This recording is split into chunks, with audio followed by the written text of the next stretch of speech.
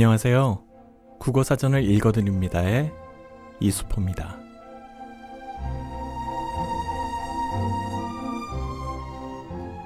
좋아, 싫어. 어쩌면 태초에 인간이 말을 하게 된 것도 자신의 감정을 적극적으로 표현하기 위해 시작되었는지도 모르겠습니다. 그만큼 우리는 언어 생활 중에서 감정을 드러내는 말들을 즐겨 쓰는데요. 너무나 당연해서, 너무나 익숙해서 그 본래의 의미를 놓치고 말하고 있지는 않으신지요. 그래서 이번 방송에서는 우리가 자주 사용하는 감정을 나타내는 말들의 사전적 의미를 살펴볼까 합니다. 국어사전에서는 어떻게 그 뜻을 풀어놓았는지 의미와 예문을 통해 한번 만나볼까요? 자, 시작합니다.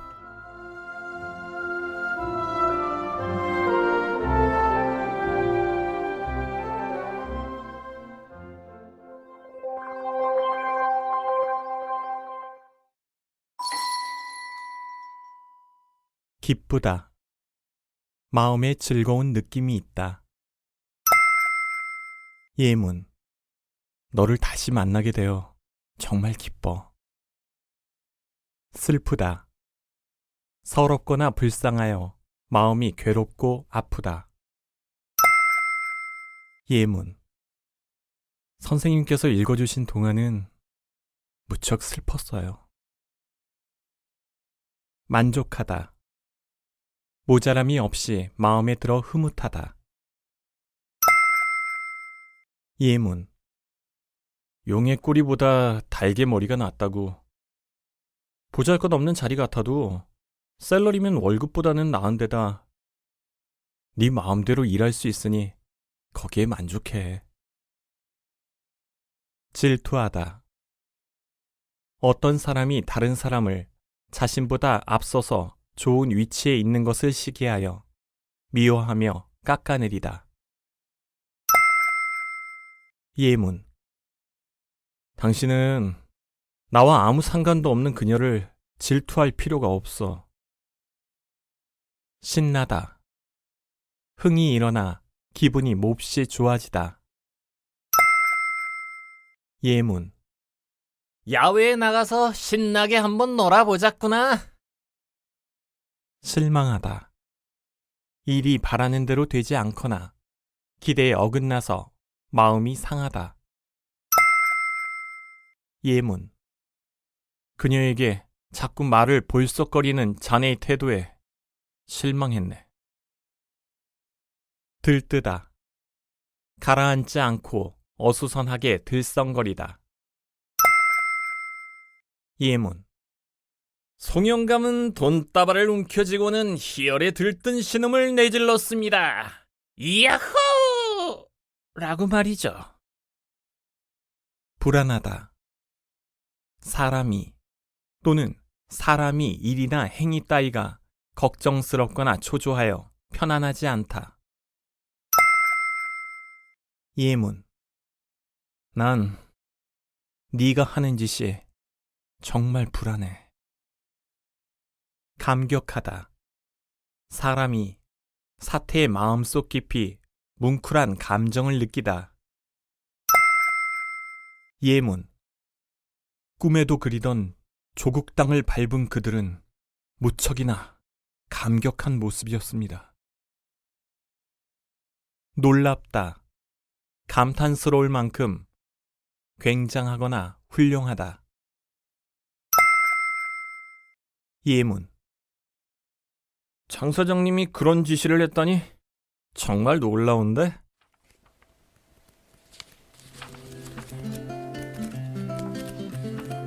여러분은 지금 국어사전을 읽어드립니다를 듣고 계십니다.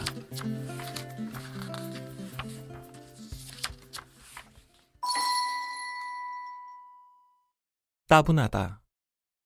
싱겁고 재미가 없어 지루하고 답답하다. 예문. 그 영화는 너무 따분해서 보는 내내 졸았어. 뭉클하다.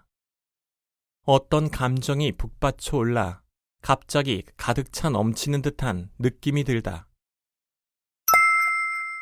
예문. 올림픽에서 금메달을 목에 걸고 개양되는 국기를 보며 애국가를 부르는 선수들을 보면 눈시울이 뜨거워지고 가슴이 뭉클해 오더라고. 민망하다. 사람이 어찌하기가 겸연쩍고 부끄럽다. 예문. 집이 워낙 누추해서 손님을 부르기가 정말 민망하네요. 벅차다. 무엇이 넘칠 듯이 가득하다. 예문. 지섭은 벅찬 감격으로 그 편지를 다시 읽기 시작했다. 부담스럽다. 짐스럽거나 불편한 느낌이 있다. 예문. 별 관심도 없는 남한테 사적인 비밀을 털어놓으면 오히려 그 사람이 부담스러워할 거야. 얄밉다. 사람이나 그 언행이 매우 얕고 영리하여 마음에 들지 않는 데가 있다. 예문. 내가 벌을 받고 있는데 동생이 얄밉게 웃고 있잖아. 부끄럽다. 사람이 어찌하기가 양심에 거리낌이 있어 떳떳하지 못하다. 예문. 마땅히 할 일을 했을 뿐인데 이렇게 알려줘서 부끄럽네요. 사랑하다. 낭만적이거나 성적인 매력에 끌려 애틋하게 그리워하고 열렬히 좋아하다. 예문. 난 당신을 진심으로 사랑합니다. 설레다. 마음이 들떠서 두근거리다. 예문. 벚꽃이 활짝 핀 꽃길을 따라 걸으니 괜스레 마음이 설렌다. 쑥스럽다. 행동이나 모양이 자연스럽지 못하거나 어울리지 않아 멋쩍고 부끄럽다. 예문. 이런 화려한 옷은 왠지 쑥스러워서 못 입겠어.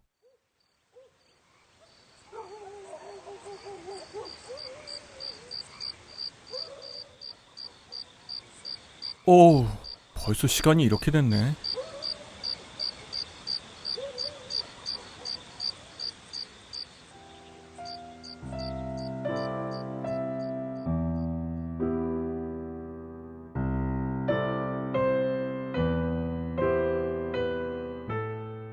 오늘도 두꺼운 국어사전 배고서 잘 자요.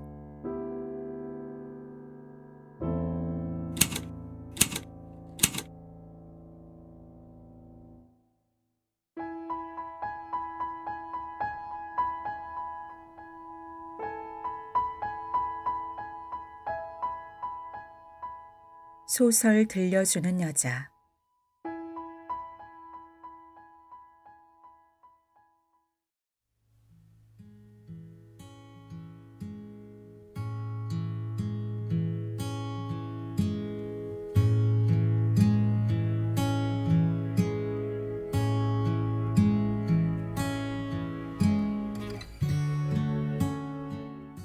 반딧불.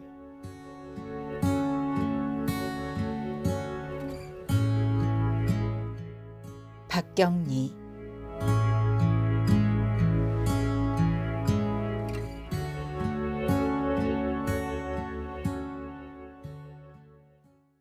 서울 Y대학의 문과생인 주영은 여름방학을 한 달이나 앞두고 고향인 H읍에 내려왔다. 같은 H읍 태생이요 그의 애인인 학수가 주영의 건강을 염려하여 극력 권했기 때문이었다. 학수는 역시 그 Y대학의 정치과를 마치고 지금은 대학원에 남아 있었다. 집안이 좋을 뿐만 아니라 경제적으로도 펑윤택한 학수는 자유롭고 여유 있는 학생 생활이었다. 그러나 주영으로 말하면 아버지에게 버림을 당한 홀어머니와 근근히 살아가는 가정 형편이었으므로 대학에 간다는 것부터가 분수에 넘는 짓이었던 것이다. 그러나 원래 기질이 강한 주영은 용하게 3년간을 지내왔다. 물론 학수의 도움이 있었지만. 그러나 가정교사로부터 잡지사의 기자, 그렇게 직업에 전전한 쓰라린 3년간이었다. 이러한 고생스럽고 무리한 공부는 결국 폐를 앓게 했던 것이다. H읍에 내린 주영은 눈익은 산천이 도무지 무료하게만 보였다. 송글송글 배어나온 땀을 닦고 그는 트렁크를 든다. 정거장에서 언덕길로 올라가는 것이다. 물색 블라우스를 입은 목덜미가 눈이 부시도록 희게 보인다. 그는 길을 걸어가며 이마에 흘러내린 기름기 없이 깨끗한 머리를 쓸어 올린다. 땀과 더불어 향긋한 채취가 발산한다. 주영은 올해 23살이다. 눈이 크고 맑았다. 폐결핵이란 병 때문에 더욱 그렇게 맑아 보이는지도 모른다. 주영은 천천히 뻗은 언덕길을 내려다본다. 부풀어 오른 무거운 마음이 돌이 군데군데 굴러있는 길 위에 깔린다. 병을 근심한 때문만이 아니었다. 어머니에게 어떻게 대할 것인가가 문제인 것이다. 눈물을 찔끔거리는 얼굴이 자꾸 길을 막는 것이었고 목이 맨 소리가 귓가에 쟁쟁 울려오는 것이었다. 주영은 고개를 흔들고 언덕 밑에 흐르고 있는 강물을 바라본다. 건너편 강변 대숲에서는 바람소리인지 새소리인지 그러한 음향이 저녁 바람을 타고 아스라이 들려오는 것 같았다. 놀이 지는 자연은 아름다웠고 시원한 강변 바람은 주영의 얼굴에 밴 땀을 식혀준다. 주영은 어찌하여 이렇게 아름다운 고장을 내가 싫어하게 되었는가. 그리고 거리 위에서 만나는 사람마다 이방인처럼 모두 낯이 설어서 이렇게 나는 외로워진다. 나직이 혼자 중얼거려 보는 것이었다. 그러나 스스로 풀이할 수 있는 감정이기는 했다. 언제나 고향이라고 돌아오면 을의 거리 위에서 한두 번은 마주치고 마는 피둥피둥하게 살이 찐 아버지. 그 아버지 꼴이 보기 싫은 이유만으로 고향이 황량하게 보여지는 것은 아니었다. 남편으로부터 버림받은 어머니가 그 어질고 어수룩한 천성 때문에 남의 꿰매 빠져 개가를 잘못하여 한 달도 못 살고 고향으로 도망쳐온 일이 있었다. 그 후 10여 년 동안 한결같이 두매를 찾아다니면서 보따리 장사를 해온 어머니였다. 오랫동안을 떳떳하지 못한 인종의 생활에서 오는 어머니의 모습. 그렇게 만들어버린 고향이란 풍토. 아무리 아름다워도 주영에게는 아름다울 수 없는 고향이요. 그곳으로부터의 탈출만이 그녀의 오랜 염원이었던 것이다. 그러한 어머니가 요즘에 와서 주영이 몰래 남편으로부터 다소의 원조를 받고 있는 것이다. 주영이 관연해지고 대학을 다니게 되니 정예보다 주판적으로 그러한 원조를 하게 된 아버지를 주영은 끝내 거리 위에서 외면을 해버리는 것이었다. 도시 그것은 구역질이 나는 일이었다. 그러나 어머니로서는 20여 년 동안이나 모르고 지내던 남편이 이제 겨우 딸 자식일 망정 거들떠보는 것이 여간 대견스럽고 고마운 게 아니었다.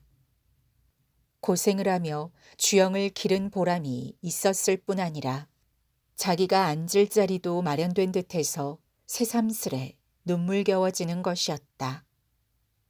그러나 결코 마음의 매듭을 풀지 않을 주영의 기질을 아는 어머니로서는 함부로 그런 원조의 경위를 말할 수도 없었다. 주영은 주영대로 몹시 쪼들리고 있는 어머니의 경제 상태를 어떻게 자신이 해결해 주지 못하는 이상 알고도 모르는 척할 수밖에 없었다. 감나무가 보이는 문간에 선다. 아이고 아가, 이게 웬일인고. 물동이를 팽개치며 어머니는 울부짖는다.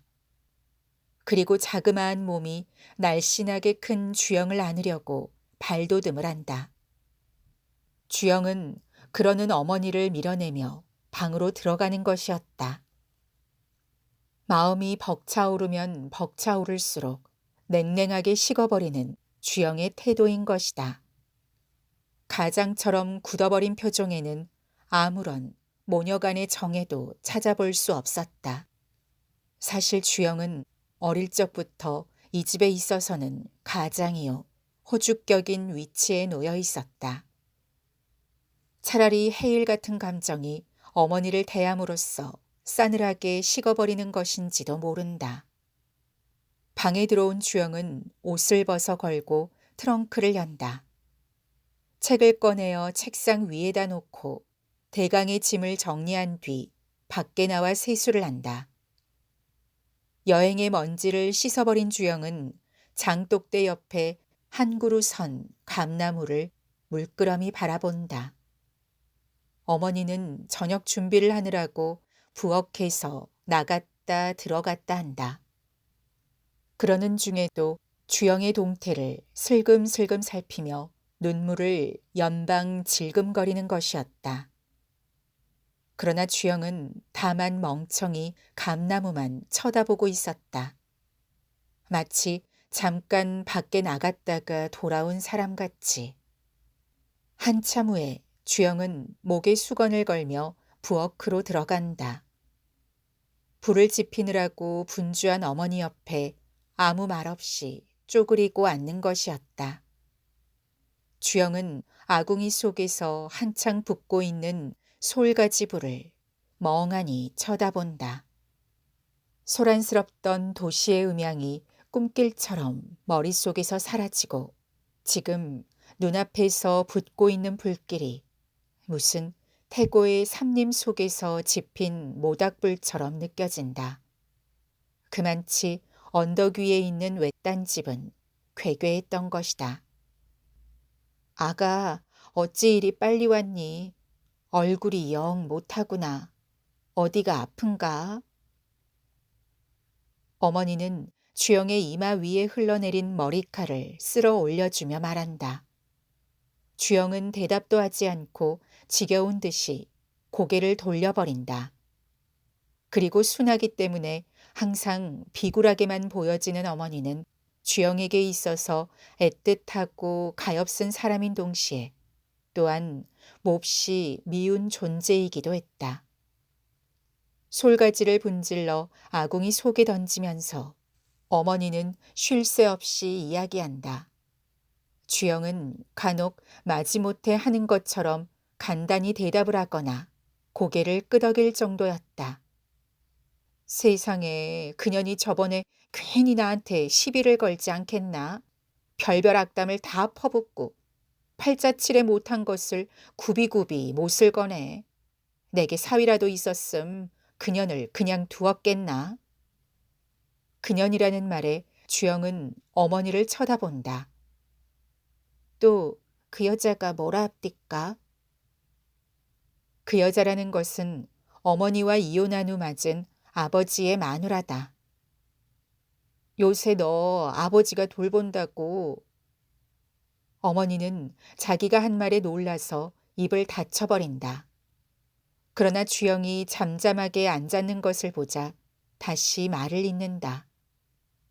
심술이 나서 하는 짓인가 보더라만 별별 할 소리 안 할 소리 다 하고 뭐 아이가 아팠다나 그래서 점을 쳤더니 내가 양밥을 걸었다고 그러더래. 엄측스런 년이 벼락을 맞을 소리를 다 하고.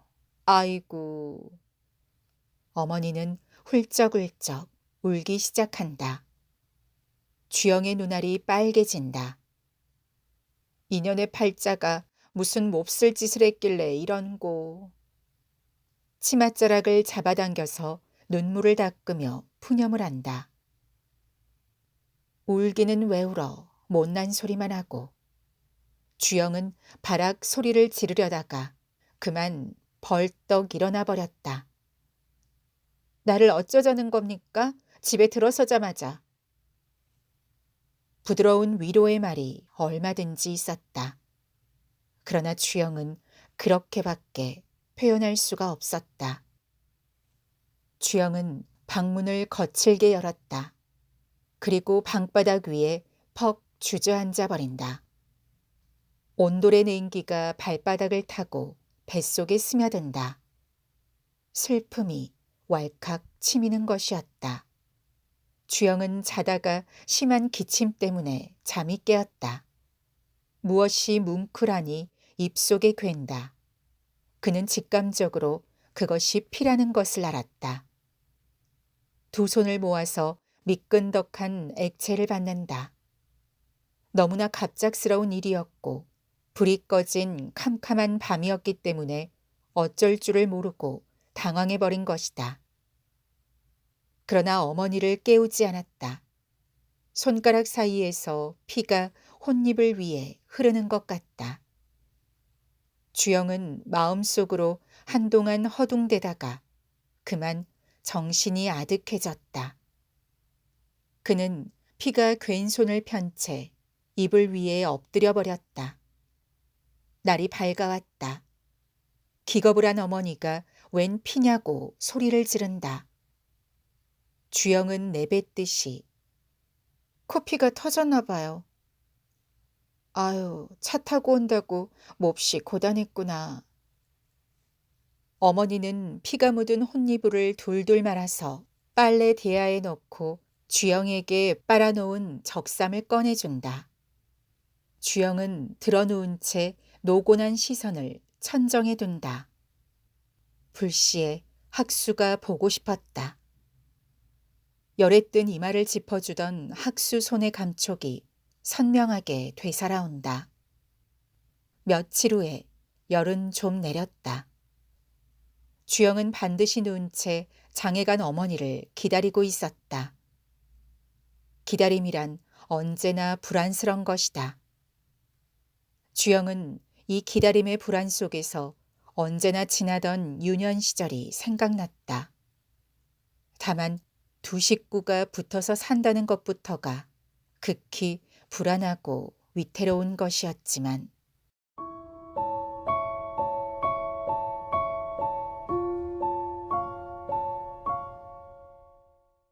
주영이 어렸을 때 일이었다.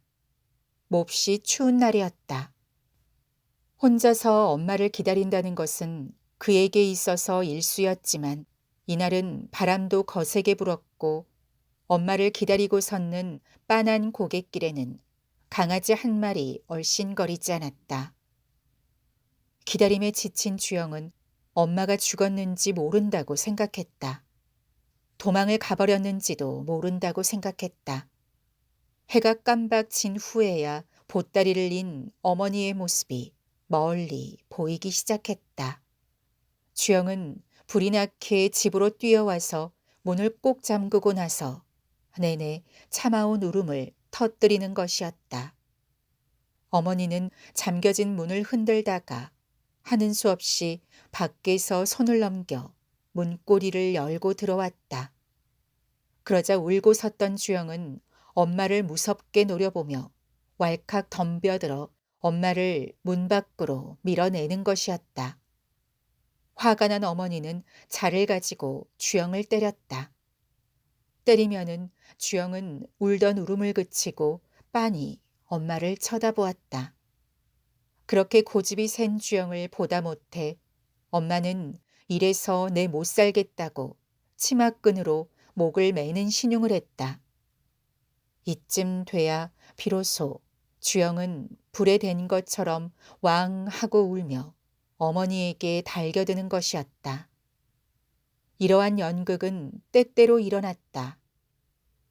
주영은 기다림의 불안과 그러한 가슴이 으스러지는 듯한 연극과 엄마가 도망가리라는 공포 속에서 자랐다. 어머니로서는 주영을 빤히 쳐다만 보고 있으면 허전해서 견딜 수가 없었다. 그래서 그는 죽어버린다고 했다. 영감을 얻어 도망을 친다고 했다. 그러면은 을의 병아리같이 가뿐한 무게가 와서 목을 껴안았다. 이따금 중매쟁이 할멈인 곰보딱지가 오는 일이 있다.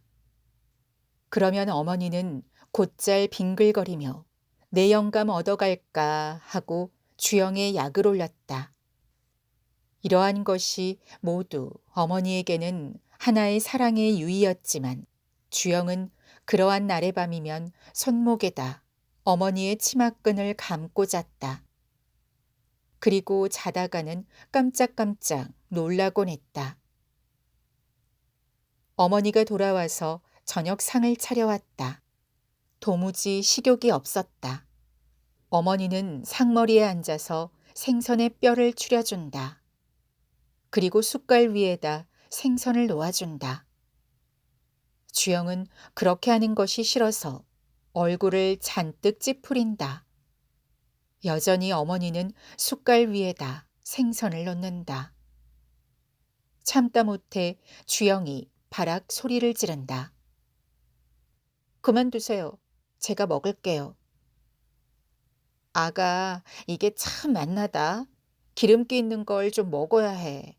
객지에서 먹는 게 다 시원찮아 병이 났구나. 어머니는 여전히 손으로 생선을 만진다. 뭐 제가 애긴가요? 제가 먹을게요. 깨끗한 캐슬이 음식을 손으로 만지면 난 싫어요. 깔끔한 주영의 성질 때문에 번번이 성화를 받는 어머니지만 이런 걱정을 영 버리지 못한다. 그러나 이렇게 다부지게 거절을 당하면은 슬그머니 풀이 죽어버리는 어머니였다. 그러나 그것도 오래 가지는 않았다.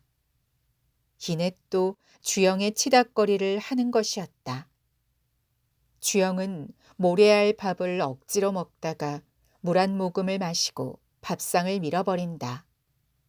부엌에 나갔다 온 어머니는 아참 내 숟갈을 잊었구만 하며 밀어낸 밥상 앞에 앉는다. 그리고는 주영의 숟갈을 든다. 싫어요. 남의 숟갈로. 몹시 불쾌한 표정인데다가 목소리조차 표독스럽다. 어머니의 얼굴이 벌게진다. 눈에 노기가 돌았다.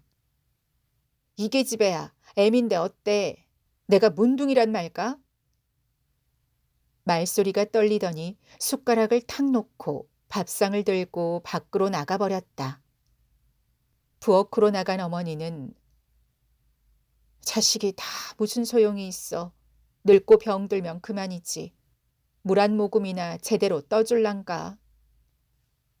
주영은 가슴이 답답했다.